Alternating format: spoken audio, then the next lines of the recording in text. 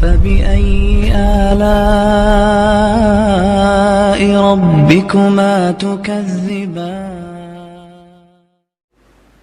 اور پھر میں نے کہا فرق اتنا زیادہ ہے. میں نے کہا پھر جو ہندوؤں کے یہاں پیدا ہو رہا ہے آپ اس کو بھی غلط مت کہو, کیونکہ عیسائیت میں بت پرستی حرام ہے نا, بت پرستی. اور ہندو کس کے سامنے جھک رہا ہے؟ بتوں کے سامنے.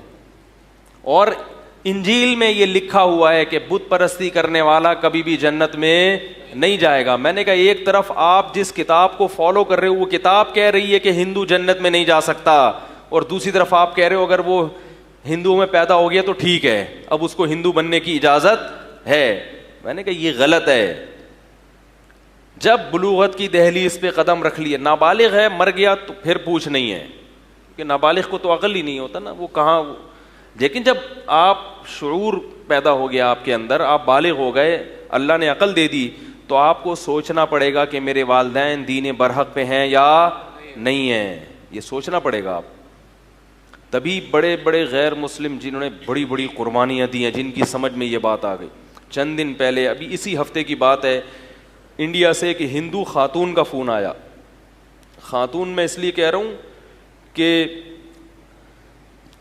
ایک تھوڑا سا مہذب لفظ ہے نا خاتون, ورنہ وہ خاتون ہی لڑکی ہے, نو عمر ہے,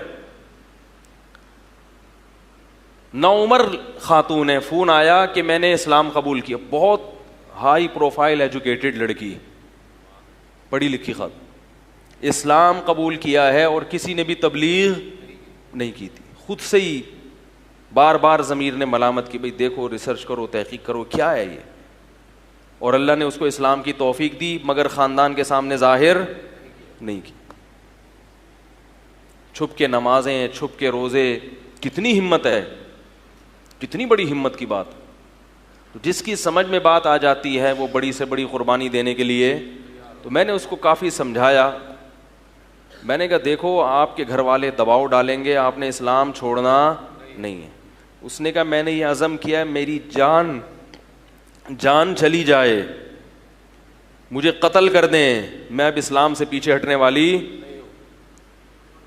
اسلام سے میری جان چلی جائے, مجھے قتل کر دے, میں اسلام سے پیچھے ہٹنے والی نہیں ہوں میں. تو میرا ایمان بڑا. میں نے کہا دیکھو ایک عورت ہو کے, کمزور ہو کے اللہ نے کس قدر ہمت دی ہے. تو بھائی جس کی سمجھ میں آ جاتا ہے نا, اور سمجھ میں کس کے آتا ہے, جو سمجھنے کی کوشش کرتا ہے, تو اس کو سمجھ میں آئیں گی یہ باتیں. تو اللہ تعالیٰ نے رسول اللہ صلی اللہ علیہ وسلم کو نذیر بنایا, ڈرانے والا. آپ ڈرا رہے ہیں جہنم کی آگ سے, لوگ آپ کی آواز کو سننے کے لیے تیار نہیں ہے. ٹائم ہی نہیں ہے. فلموں سے, ڈراموں سے, کرکٹ کے میچوں سے ٹائم ملے گا تو آج دن بھر کی ایکٹیویٹیز کیا ہیں؟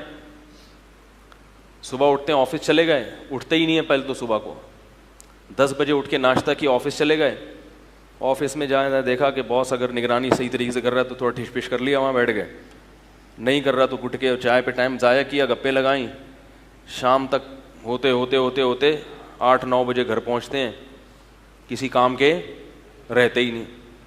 پھر تھوڑا سا گھر والوں سے سلام دعا کر کے باہر گٹر کے ڈھکن پہ بیٹھ گئے آ کے, یا تھڑے پہ بیٹھ گئے آ کے.